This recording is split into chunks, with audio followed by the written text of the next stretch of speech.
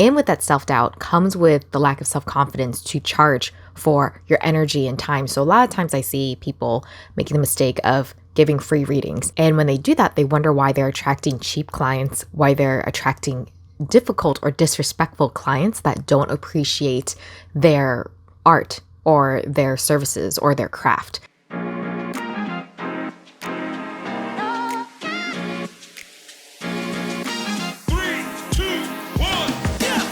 After leaving the corporate 9-to-5 grind, I became the boss of my own spiritual business, helping others explore and navigate the human experience from insight, wisdom, and lessons learned along the way.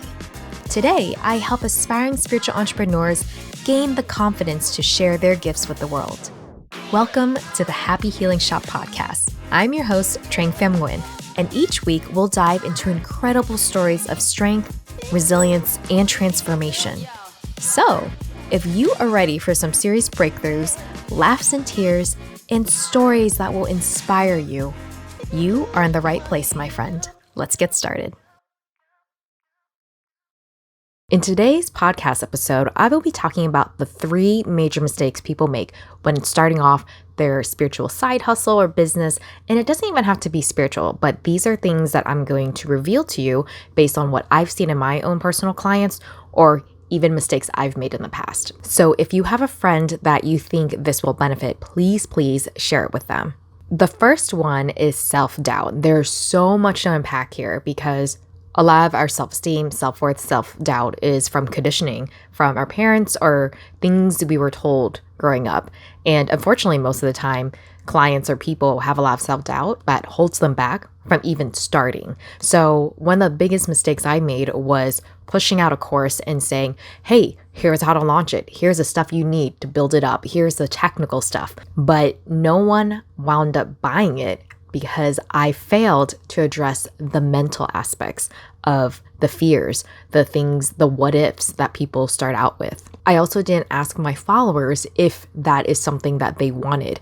I created something that I thought that they wanted. And with that self-doubt comes with the lack of self-confidence to charge for your energy and time. So a lot of times I see people making the mistake of giving free readings. And when they do that, they wonder why they're attracting cheap clients, why they're attracting difficult or disrespectful clients that don't appreciate their art or their services or their craft. When I do wedding planning on the weekends, I don't charge below industry level standards because cheap clients end up being the worst clients a lot of times. They end up asking for more. They end up trying to be stingy or trying to get discounts. And those are people you just don't want to attract in your business or whatever you do. A lot of times with the lack of self-confidence, I also get what people tell me, but I'm not the expert in this field. Underneath what they say there, it is really, I don't know everything. And the thing is, we have this misconception that you have to know everything in order to start.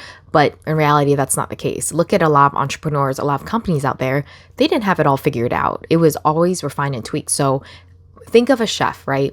They don't have time to study every single cuisine in the world. A lot of times they'll hone into one type of cuisine or one type of craft. Same thing with a dance instructor. They don't have time to be able to learn every single dance and move in the whole entire, every single genre of dance that there is, right? But the classes they teach, they just have to be able to be better than the people they teach. So if you are a dance instructor, you're teaching beginner classes because the people that come in have no dance experience at all. But you don't need to know dance level 10 if these are just beginners coming in. So that's a little example that can hopefully reframe your mind about feeling the need to be an expert in order to teach. Topic number 2 is when people think they need the perfect product or perfect service in order to launch here. So this is where it also starts in the head, in the mental aspect of it, right? So I could have the most professional team set you up with an amazing website, an amazing platform, everything for you. So you don't have to worry about the technical aspects of things. But when that is also done and set up all for you, I still notice that people are scared to talk about their services and products. So a lot of times we think, oh, it has to be like this. But in reality, there's still that inner fear, that inner critic that is in us. So the thing about having that myth of having that perfect product, perfect service before launching really we have to rethink it in a way where it's really having a prototype, right? Or beta launching. So you first have to test out and see if people actually want it. And then after that, get their feedback. And then you retweak it and retweak it. So think of it as a chef that is starting to make a cookbook, but he's going to, or she is going to create a recipe, let's say a cake. And the cake falls flat every time, or people say it's too sweet. So even though the cake is fine, for the most part, they're still refining it and retweaking it. So by the time they have their cookbook launch, they have the best recipe. Another strategy that I have seen also is when you create, let's say, an online course because you see that people are asking for it, or they've been asking the same questions, and you're thinking, oh, I can teach them this way, right? And people think I have to have everything laid out. And yes, it is nice to have a framework of what you plan on teaching, but a lot of times you can also just create the first or 1 or 2 modules, right? And then after that, as the clients are speaking like, oh, I'm starting to really doubt my self-love or my intuition, that kind of stuff. So you can actually take that information and then use that to create the next video or the next module. So a lot of times there are some people that create as they go. Now, I'm a bit more of a structured person, so I do like to plan things roughly ahead of time. So in this case, if you are like that and record all the videos ahead of time, you could always record content or videos or slideshows if you don't want to show your face as bonus videos, bonus content for whatever you're creating. And so one of the important things is to listen to your audience or kind of pay attention to what people have been saying repeatedly. So for example, there were a lot of people at Happy Healing Shop that commented on TikTok or Instagram, and they said, how do I develop this type of ability? Or my intuition, how do I know the difference between that versus my fears? Or how do I develop more of my clairvoyance, clairaudience abilities?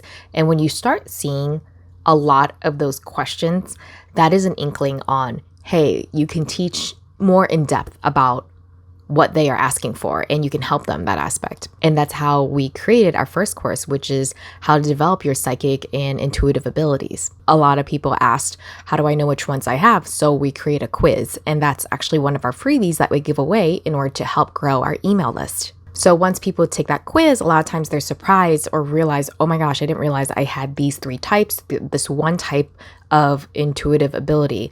And then that kind of funnels down to, hey, I want to learn more about it. Where can I do so? And of course, there's free resources online from the blog, social media content.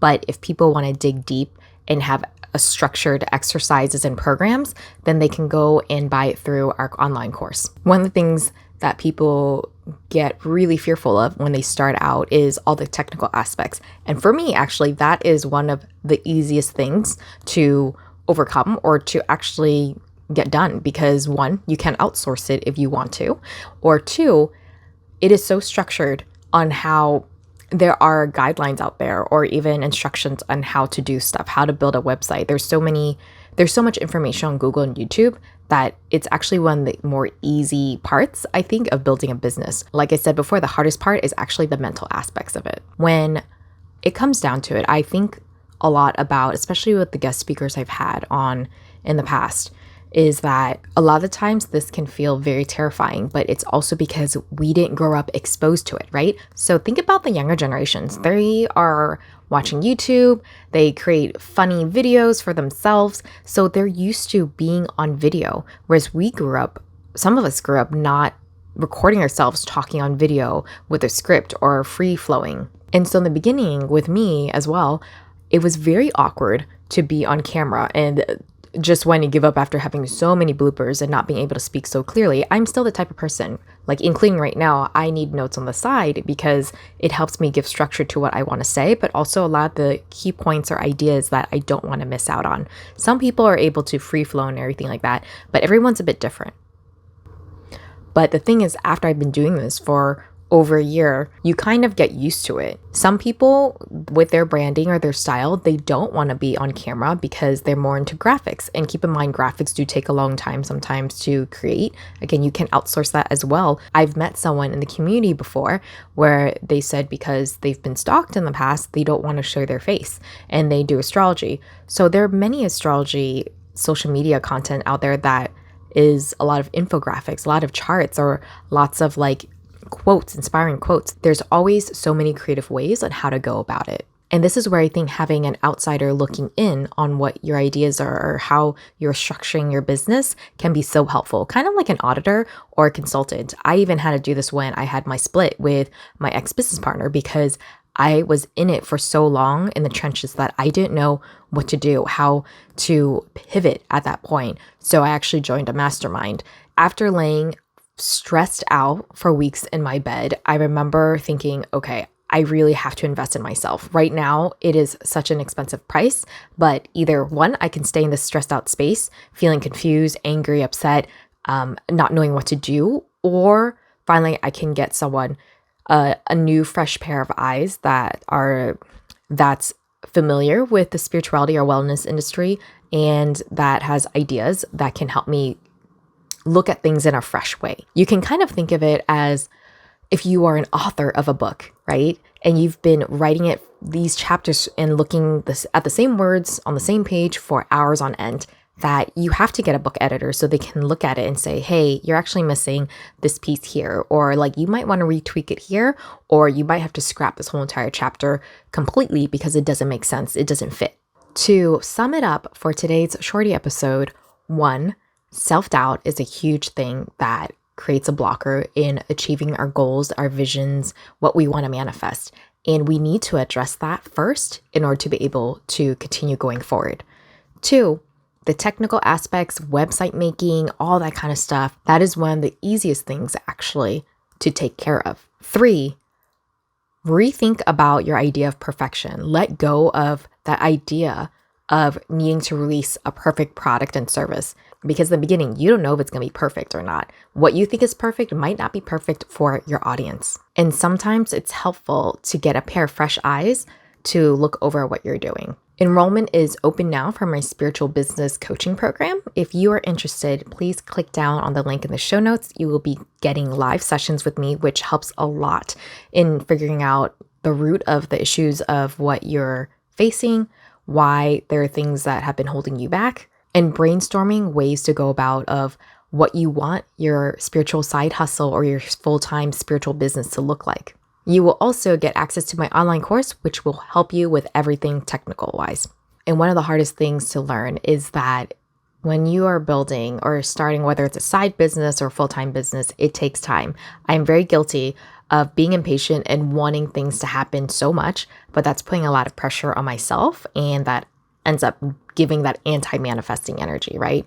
So I just want to share one comment I got from an email from a student. This email came in actually 1 year later, and it's from Lydia. And Lydia said, thanks for taking the class. I am happy to announce I launched my spiritual website in December. Thank you. You have given me the confidence I so lacked.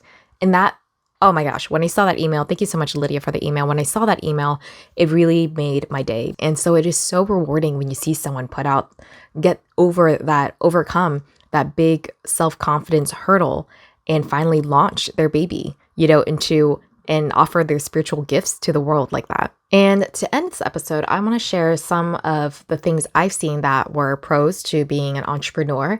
And it is really a lot of times the time freedom, the flexibility. I know someone with a kid, and so a single mom, and she's able to create her own time and schedule with that. But also, as you know, a lot of people out there are unhappy with the current jobs or even management. But when you have your own business or your side hustle, you run it exactly the way you want it to, however you want to, when you want it to.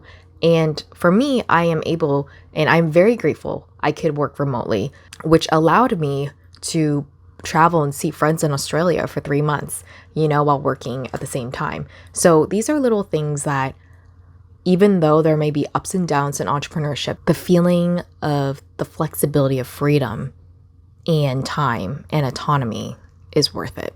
And with that, I hope you always keep going for your dreams and always know that you are capable of extraordinary things.